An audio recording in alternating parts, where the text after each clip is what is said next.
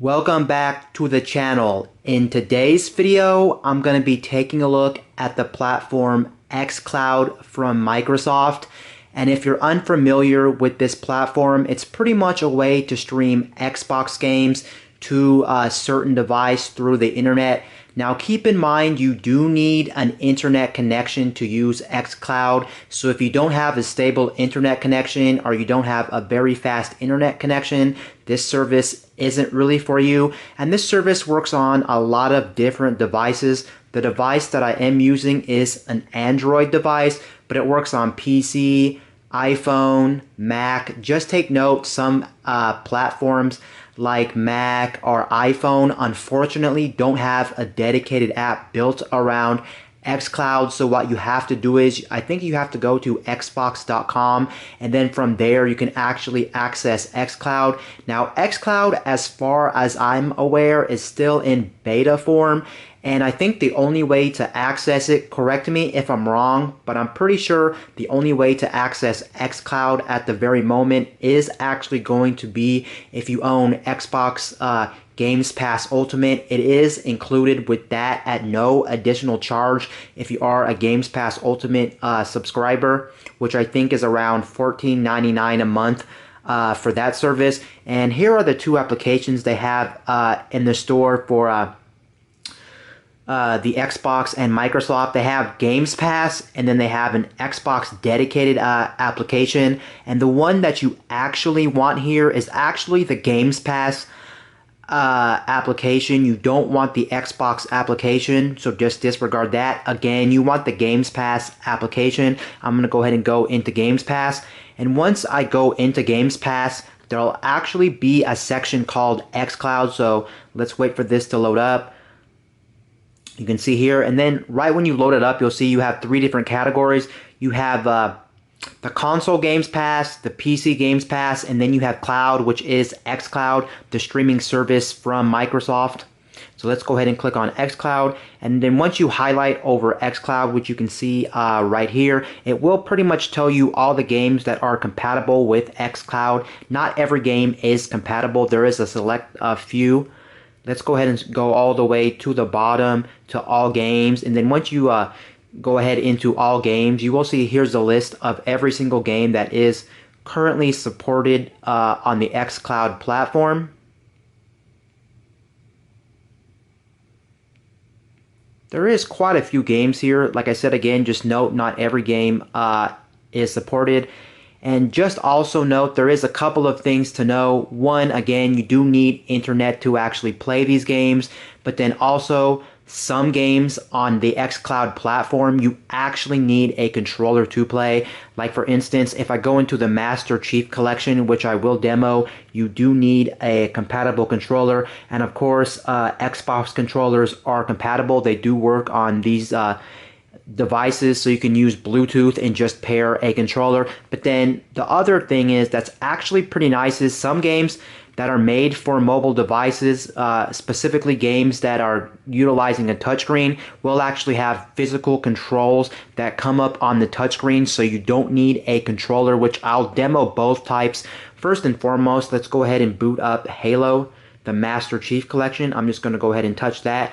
You can see it says install, which is very big, or play. I'm going to go ahead and click play, and it will bring up the game from the cloud. And the nice thing is, right when I hit play here, I don't have to do anything. It'll literally just load up the game. Now, of course, your results will vary depending on your internet connection. I'm just going to state right now, I do have a 1 gig internet connection, and I also have a Wi-Fi 6 router, which, yes, this device you're looking at does support Wi-Fi 6 speeds. So let's go ahead and click on our touch play. It'll load it. It does say Bluetooth settings, connect a controller, because again, you do need a controller, which can be kind of inconvenient, but I guess it makes sense because some games you couldn't really play without a controller. It just wouldn't make sense, like an FPS shooter. But then again, why are you playing something like a multiplayer FPS shooter on xCloud anyway? Because you will tend to run into lag, it can get grainy, and things like that. But anyway, let's go ahead and pair this controller. I do have an Xbox Series controller right next to me, which I am going to pair with my smartphone. You just go into the Bluetooth settings after you press the pair button on the top of the controller. It's pretty much plain and simple. And then you'll see the Xbox controller in your Bluetooth settings of your device. You can see Xbox wireless controller connected, and I'm pretty much good to go on that front. And then all you want to do is go back to the game, and then once it recognizes the controller has been connected to your smart device, you can see right here it is loading the game. There is pretty little loading time when you load up games from xCloud, but that's to be expected, of course, just due to the fact that you are streaming these from the cloud, and these are the full fat versions of the game, the same game you would play on like PC or Xbox, of course. So of course it's going to take some time to load, even on my 1 gig internet connection. Something else to note, which you can actually do if you have like an Android device and you do have like a USB Type-C dongle that does support HDMI out and also supports USB, what you can do is you can actually connect your device to like a TV if you have a USB Type-C dongle with HDMI out, and if it does have a traditional USB-A port on it, you can plug the controller into a dongle to get better latency when it actually comes to controlling the game on the actual screen. Now, of course, a lot of these smartphones do support something called screen mirroring, and I've tried both dongled and screen mirroring, and unfortunately, it doesn't matter how I use it, even with my USB Type-C dongle that supports HDMI out, a USB Type-A, and it also supports an Ethernet port on that dongle. Unfortunately, it's not really practical and not really usable because there's still some type of latency. It's kind of laggy. It also isn't the best looking. You can definitely tell it's like 720p. It's kind of grainy. It's not the best experience. So for the most part, in my opinion, you really want to play xCloud on a device but not try to hook it up to your TV. It's just not the best way to go, at least in my case. Granted, I've only tried this smartphone. I haven't tried things like a laptop, a tablet, a computer, so I don't know. Your results may vary on that, but for me, the best way to play xCloud is still going to be on my mobile phone. Here it is right here. And again, this is the full fat version of the game. And again, like I said, your results may vary from what I'm showing on this video, just due to the fact that, of course, everyone's internet is different. So let's go ahead and I'm going to actually start a match here. If you are playing xCloud, what I highly recommend not playing a multiplayer game like this because, of course, there's going to be too much latency. Also, it can look grainy at times. It's just not going to be the greatest experience, but for what it is, I guess it's still usable and it does work fairly good. And especially if you are on a small screen like this, you really can't tell that much that the graphics are really taking a downgrade. Sure, they still won't look better than what you'd be seeing on like your PC or like your Xbox if you're playing it on your Xbox. And then you also do got some options here. If you touch your screen, you can see you do got an Xbox logo. If you touch the Xbox logo, it will bring up pretty much the same thing you would see on your Xbox. You can see it does bring up my friends list. It also brings up start a party, invitations, Halo the Master Chief Collection achievements, find someone, or a quick game, which of course I'm not going to do. And it does say the time of day at the top right of the screen. I'm just going to go ahead and back out of this so I can get back into the game. Now, as far as I'm aware, at least with my connection, I've had no problems with things like sound glitching out or anything where I actually got disconnected once. I've never seen that on my connection. But again, your results will vary. I have the sound down because I don't need you really getting distracted, but I guess I'll turn it up a little bit so you can kind of hear it. The sound on here is pretty much perfect. Again, with specifically the Master Chief Collection, you will need a controller. Let's go ahead and go into the Master Chief Collection. I'm actually quite surprised how well this plays for me personally. It looks like I'm having some kind of syncing issues with like my account or something like that for this game. Okay, it looks like it's synced up just fine, so I'm going to go into I guess let's go into a campaign and see if we can actually get some campaign stuff going on.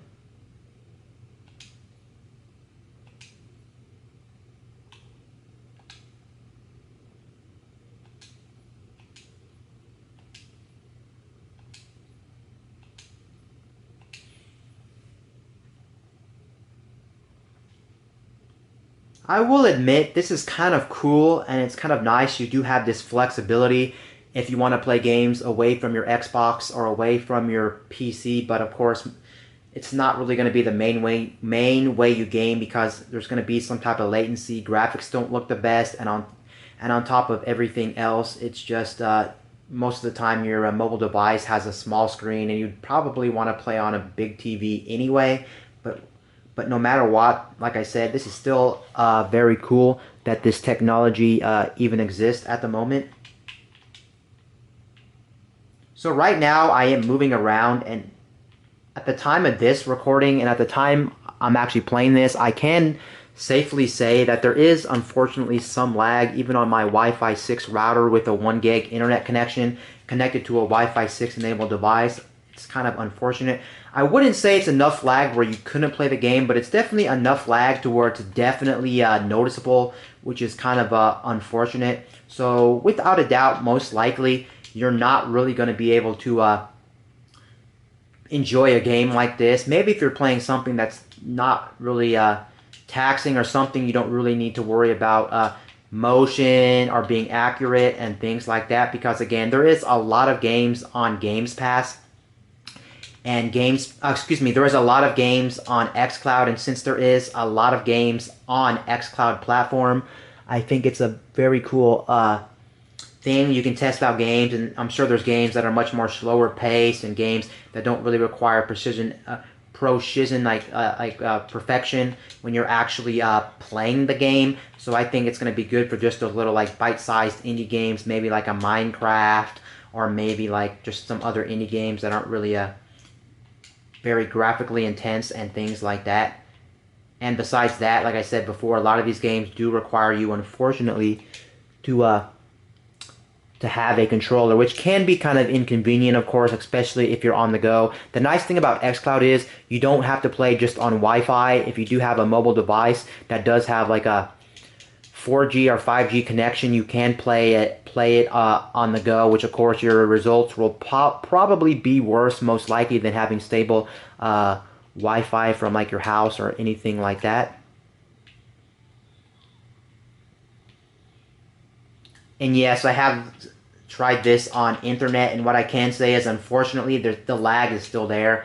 I just think that this thing's still in beta or whatever the case may be, but it's still good enough now where if you were in like a situation where you had to play from your mobile phone or your laptop or your tablet, I think it is 100% doable. It's just not going to be like the best experience, but you know what to expect with cloud gaming. I don't think we're at the stage now where cloud gaming can completely take away dedicated hardware. I still think we need a little more work on here, and then once things get cleared up, people get faster internets, people understand how this technology works, then I think that this technology will be ready for prime time. I will have to say it is very convenient though, just because you literally just click a button on your phone like I showed you and you're off and running. You don't have to install anything. You don't have to wait for your TV to boot up. You don't have to wait for the game to load. It pretty much just right there, ready to go, except for that initial loading time, but you're good to go. And the nice thing with xCloud specifically is the fact that you can jump between game to game without having to download anything, which I guess is a very nice, convenient thing with xCloud. So you get the drift with the Halo Master Chief Collection. Now I'm going to show you a game that actually utilizes the touchscreen, so you can see how the controls look when I'm not actually using a controller paired to it. But again, those are the graphics for this. So you go to the top, you click the Xbox logo. I'm going to go ahead and click the Xbox logo, and then you go down to the bottom and touch Quit Game. And then once you click Touch Game, it will automatically disconnect you from the game.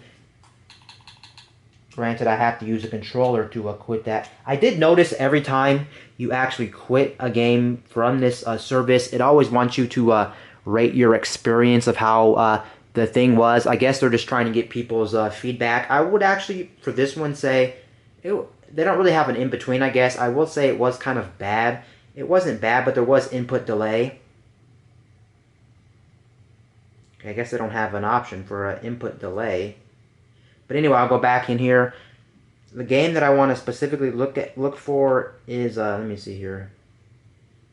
A game that I've been personally playing a long time, which is a pretty fun game. Let me see if I can find it. I I don't know where it is, but I do know that is a game that I do know specifically does have a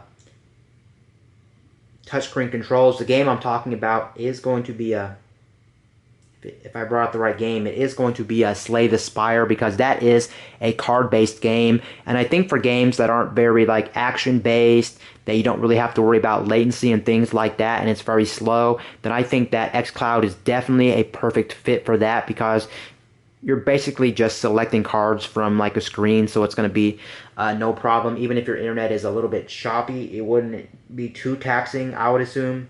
But you can see again, there is that initial loading time with xCloud, but again, that's to be expected. We're talking about the full fat game of a game. We're not talking about a demo. We're not talking about a watered down version of these games. They are the full games.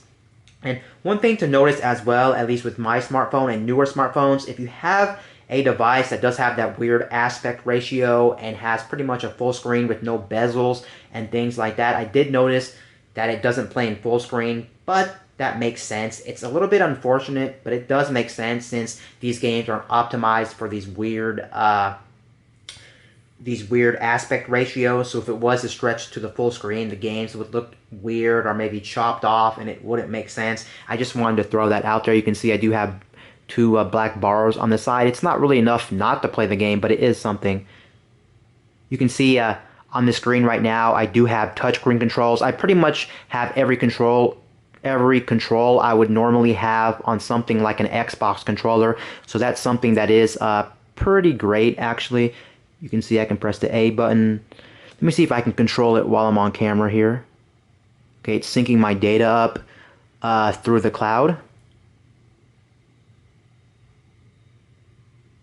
I'll do 1 or 2 matches and then I'll head out as soon as I figure out how to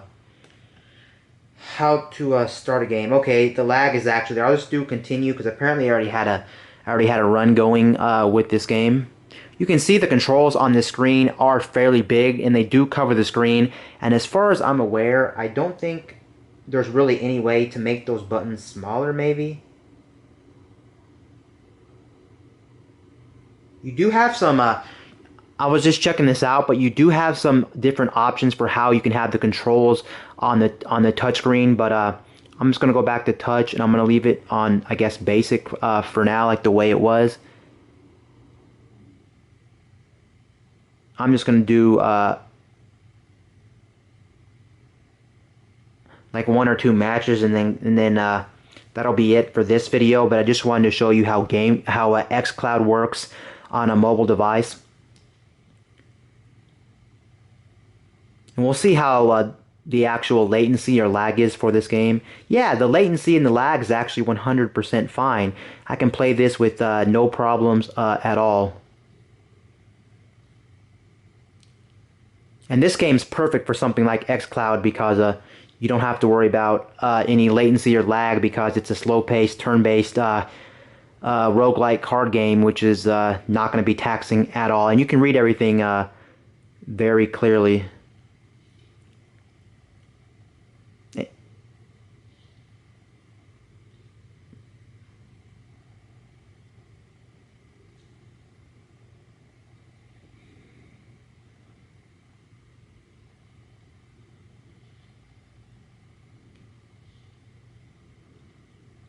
But yeah, so far, so good. I'm not quite sure if you can play games that have a touchscreen with a controller if you wanted to do that.